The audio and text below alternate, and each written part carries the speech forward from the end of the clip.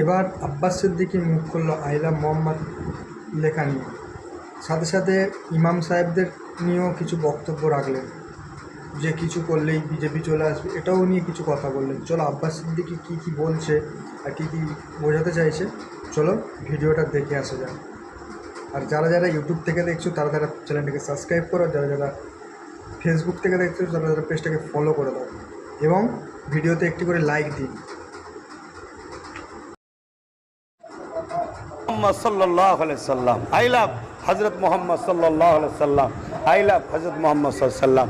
হযরত মুহাম্মদ সাল্লাল্লাহু আলাইহি সাল্লাম সমস্ত কায়নাতের সুলতান, সমস্ত কায়নাতের বাদশাহ, সমস্ত কায়নাতের রাসূল। মুহাম্মদ সাল্লাল্লাহু আলাইহি সাল্লাম যতটা আমার, ততটা আপনাদের, ততটা প্রত্যেকটা মানুষের জন্য উনি রাহমাতাল লিল আলামিন, কুল কায়নাতের জন্য।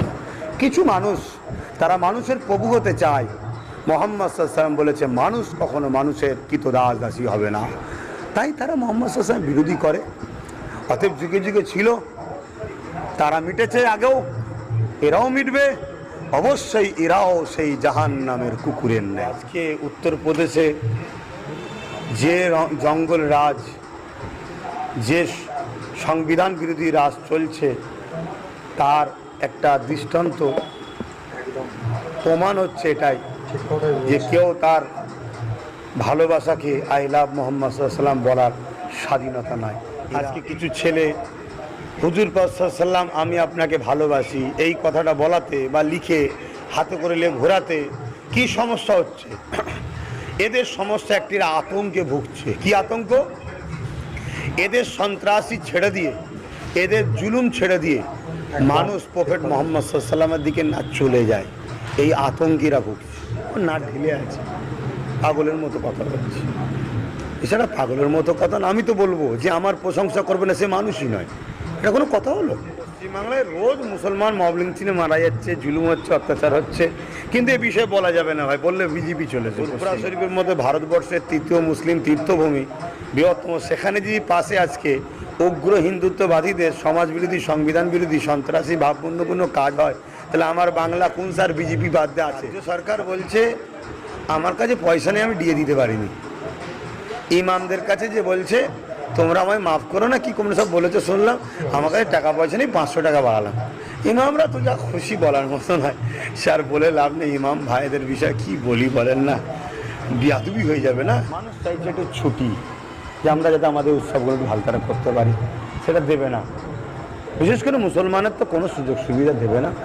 কিন্তু মুসলমানদের বুঝে দরকার, যতক্ষণ না আমরা ডাক্তার বাবা সাহেব আম্বেদকরের কথা অনুযায়ী পার্টিসিপেট, ভাগিদারির রাজনীতিতে আমরা শক্তিশালী না হব, ততক্ষণ এ মুসলমান যেদিন আজ দেখছেন কালকে আরো ভয়ানক আসবে। আমরা দেখলাম যে উত্তরপ্রদেশের কানপুরে নবী দিবসকে উদ্দেশ্য করে একটা মিছিল করে, সেখানে তার যুবকরা আই লাভ মোহাম্মদ সাল্লাল্লাহু আলাইহি সাল্লাম লেখার কারণে উত্তরপ্রদেশ পুলিশ 25 জনকে গ্রেপ্তার করতে এমনটা খবর পাচ্ছি।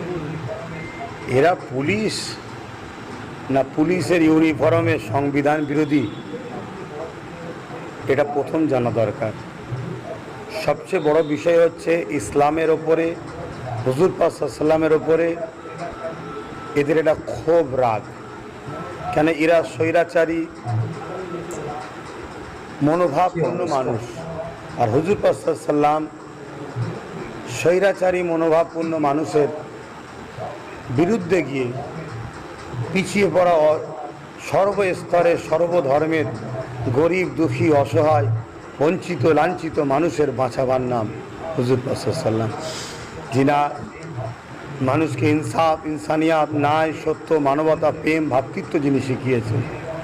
তো আজকে উত্তরপ্রদেশে যে জঙ্গল রাজ, যে সংবিধান বিরোধী রাজ চলছে, তার একটা দৃষ্টান্ত প্রমাণ হচ্ছে এটাই যে কেউ তার ভালোবাসাকে আই লাভ মোহাম্মদ সাল্লাল্লাহু আলাইহি সাল্লাম বলার স্বাধীনতা নাই। এরা সংবিধান বিরোধী, এরা পুলিশের ইউনিফর্মে, আমি মনে করি এরা দেশ বিরোধী। পুলিশ যে অভিযোগটা করছে, বলছে এই ধরনের কাজের ভিডিওটা শেষ পর্যন্ত দেখো। তার জন্যে উলামাদের কাছে পুলিশ যেতে পারে তো, মুসলিম উলামাদের কাছে, যেগুলো তাকে আপনার ধর্মের লোকেরা কখনো করেনি, এটা করছেন কি ব্যাপার? নতুন নতুন নতুন নতুন কত কি তোরা বার করছিস, এটা ধরে টানছিস ওটা ধরে টানছিস, সবাই সব ধরে টানাটানি করছে, তখন সমস্যা হয়নি। আজকে কিছু ছেলে হুজুর পাক সাল্লাল্লাহু আলাইহি ওয়াসাল্লাম আমি আপনাকে ভালোবাসি এই কথাটা বলাতে বা লিখে হাতে করে ঘোরাতে কি সমস্যা হচ্ছে? এদের সমস্যা একটি আতঙ্কে ভুগছে। কি আতঙ্ক? এদের সন্ত্রাসী ছেড়ে দিয়ে, এদের জুলুম ছেড়ে দিয়ে একদম মানুষ ঠিক কথাই প্রফেট বলেছেন। মোহাম্মদ সাল্লাল্লাহু আলাইহি ওয়াসাল্লামের দিকে না চলে যায়, এই আতঙ্কিরা ভুগছে। যেমন পৃথিবী জুড়ে যেসব দেশে ইসলামকে মিটাবার চেষ্টা চলছে, সে দেশেরই যুবক যুবতীরা হুজুর পাক সাল্লাল্লাহু আলাইহি ওয়াসাল্লামের দিবানা ফিদা হয়ে যাচ্ছে। এরাও সেই আতঙ্কে এই এক শ্রেণীর মানুষ ভুগছে, সবাই না এক শ্রেণীর মানুষ। উত্তরপ্রদেশে যোগী আদিত্যনাথ বলছে যে রাম মন্দিরকে যারা প্রশংসা না করবে তারা ভারতীয় নয়। ও না ঢিলে আছে, পাগলের মতো কথা বলছি। এছাড়া পাগলের মতো কথা না, আমি তো বলবো যে আমার প্রশংসা করবে না সে মানুষই নয়, এটা কোনো কথা হলো? আমি যদি বলি যে আমার প্রশংসা করবে না সে মানুষই নয়, তাহলে মোদিও আমার প্রশংসা করবে না, যোগী ওরা মানুষ নয়, এটা কোনো কথা হলো? পাগলের মতো বলছে, এর কোনো উত্তর নেই। এই যে গত পরশুদিন দেখলাম একটা যুবককে দাড়ি ধরে হেনস্থা করা হলো বাংলায়, কি বলবো? এটা তো একটা নয়, অহরহ রোজই হচ্ছে পশ্চিমবাংলায়, রোজ মুসলমান মবলিং চিনে মারা যাচ্ছে, জুলুম হচ্ছে, অত্যাচার হচ্ছে। কিন্তু এ বিষয়ে বলা যাবে না ভাই, বললে বিজেপি চলেছে পশ্চিমবাংলায়। মমতা ব্যানার্জি খুন করুক, মারুক, হত্যা করুক, মসজিদ ভেঙে দিই, মাদ্রাসা ভেঙে দিই, অখাপ জায়গা দখল করে নিক, কেস দিক, পিটুক, যা করে করুক, মমতা করছো তো অসুবিধে নেই। কথা বুঝে আসছে, বিজেপি চলে এলে অসুবিধে আছে। এই যে একটা জুজু দেখিয়ে আমাদেরকে ভয় দেখিয়ে রেখেছে, যাতে করে আমরা নিজেদের পায়ে না দাঁড়াতে পারি। নিজেদের পায়ে যখনই দাঁড়াতে যাবে, "এই, তুই দাঁড়াতে যাচ্ছিস, বাই চান্স যদি বিজেপি চলে আসে তো দুটো ঠ্যাঙই কেটে নেবে।" আর আমার কোনসা এখন ঠ্যাং আছে, আমি তো এমনি পরাধীন এখন। তো এরম তো অহরহ চলছে। এটা হুগলি জেলায় আমার ঘরের পাশেই হয়েছে, 5-6 কিলোমিটার দূরে। তা ফুরফুরা শরীফের মধ্যে ভারতবর্ষের তৃতীয় মুসলিম ভূমি, বৃহত্তম, সেখানে যদি পাশে আজকে উগ্র হিন্দুত্ববাদীদের সমাজবিরোধী, সংবিধান বিরোধী, সন্ত্রাসী ভাবপূর্ণ কোনো কাজ হয়, তাহলে আমার বাংলা কোন স্যার বিজেপি বাদ দিয়ে আছে? অতএব বাংলায় যিনি সরকার চালাচ্ছে তিনিও আরএসএসের ইশারায় চলছে, আর বিজেপিরাও আরএসএসের চলে, এরা দুজনেই আরএসএসের লোক। অতএব সব জায়গাতে একই কাজ হচ্ছে, কিন্তু বাংলায় বলার উপায় নেই। এক্ষুনি মলি সাহেবরা আমার বিরুদ্ধে লেগে যাবে, উনি বিজেপির টাকালে বিজেপির দালাল। রাজ্যের মুখ্যমন্ত্রী বলছে যারা পরিযায়ী শ্রমিক তারা রাজ্যে ফিরে আসবে, তাদেরকে ভাতা দেওয়া হবে, অথচ যারা এই পশ্চিমবঙ্গে কাজ করে থাকে তাদেরকে ধরে ধরে মারা হবে। অ্যাকচুয়ালি এগুলো মানুষকে ফাঁসাবার একটা কল, দ্বিতীয় নম্বর গোলাম বানাবার কল। রাজ্য সরকার বলছে আমার কাছে পয়সা নেই, আমি দিয়ে দিতে পারিনি। ইমামদের কাছে যে বলছে তোমরা আমায় মাফ করো না, কি কোনো সব বলেছে শুনলাম, আমার কাছে টাকা পয়সা নেই, 500 টাকা বাড়ালাম। ইমামরা তো যা খুশি, বলার মতো নয়, স্যার বলে লাভ নেই। ইমাম ভাইদের বিষয় কি বলি বলেন না, বিয়াদুবি হয়ে যাবে না। তা সেই জায়গায় এখনও ফাঁসাচ্ছে। এটা একটা নাটক চলছে পুরো দেশ জুড়ে। বাঙালি অবাঙালিরা বিভাজন তৈরি করে দেশকে টুকরো টুকরো করার একটা ষড়যন্ত্র মনে হয় করতে চাইছে, আমার মনে হয়। আমি ছোটোখাটো মানুষ, এত দূর ভাবার ক্ষমতাও নেই, কিন্তু এটা মনে হয়েছে। বলার স্বাধীনতা সংবিধান দিয়েছে বললাম, তবে রাজ্য সরকার গোলাম তৈরি করছে। কি তো দাস দাসী, আমি টাকা দিচ্ছি, খাচ্ছিস, আমার গুণ গাইবি। আমার ছেলেরা তেড়ে ফুড়ে গিয়ে তিলক তোমার মতো কাউকে ধরে রেপ টেপ করে দিলে কেস টেস করতে যাবি নি?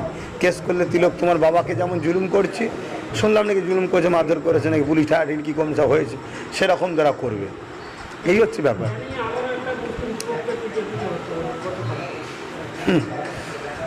ক্যানিং কেন ভাই, আমি বললাম সব জায়গায় হচ্ছে, তবে ক্যানিং বারাইপুর এলাকাটা খুব বেশি হচ্ছে। কেন ওই জায়গাটা বেশি হওয়ার পিছনে কারণ, ওখানে বেশিরভাগ মুসলিম নেতা যারা আছে তারাই হচ্ছে ভেতরে ভেতরে সব মুসলমানদের বড় দুশ্মন।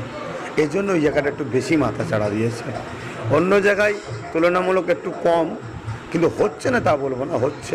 তো ক্যানিং বারাইপুরটা যেন অহরহ চলছে, এর কারণ এটাই। সুপ্রিম কোর্ট ওগাব আইন খারিজ করে দিয়েছে, কে এটা বলেছে? মুসলিমদের জয় না হয়। কি প্রশ্ন করছে? সুপ্রিম কোর্ট খারিজ করেছে কে বলেছে? সুপ্রিম কোর্টে এই বিষয়ে সব প্রশ্ন করে? কিছু স্থগিত রেখেছে, রুকে দিয়েছে। হ্যাঁ, কিছুটা হলো আমরা নিঃশ্বাস, সুপ্রিম কোর্টকে আমরা ভালোবাসি, আস্থা আছে, তবে আমরা আইনি লড়াই লড়বে, সংবিধান অনুযায়ী আমাদের আন্দোলন চলবে। কেন? কেন্দ্র সরকার যেটা করেছে শুধু ইসলাম বিরোধী নয়, সংবিধান বিরোধী একটা আইন। কথা বুঝে আসছে। অতএব এটা চলবে। সুপ্রিম কোর্ট যেটা করেছে কিছু বিষয়ের উপরে স্থগিত দিয়েছে, তার জন্য সুপ্রিম কোর্টকে অবশ্যই আমরা ধন্যবাদ জানাই এবং দেশের সর্বোচ্চ ন্যায়ালয়ের উপরেও আমাদের তো আস্থা ভালোবাসা আছে। বছরে বছরে দুর্গাপুজোর অনুদান বেড়ে হলো 1,10,000, কিন্তু মুসলিম স্কলাররা বারবার দাবি রেখেছে ঈদের ছুটি বাড়ানোর জন্য। এই রাজ্য সরকার মুসলিম দরদি দাবি করলেও ছুটি বাড়ছে না। ওই তো শুভেন্দু বলছে হিন্দু সরকার হবে, তখন হয়তো ছুটি বাড়বে। কি বুঝছেন তাহলে? মমতা যদি মুসলিম দরদি হয় তাহলে স্কলাররা বা ছুটি চাইছে মাত্র 3টে দিন, পয়সাও চাইছে না, পাচ্ছে না। তার মানে কি? আমার ভাইদের বুঝতে হবে আমরা যতই চিল্লাই সরকারটা আমাদের নয়, সরকারটা আমাদের নয়। সরকারটা ঘুমটা দিয়ে নাটক করে মুসলিম দরদি আর পিছন থেকে খাওয়াই লিজা লিজা লিজা লিজা। যারা চাইনে তারা পেয়ে যাচ্ছে।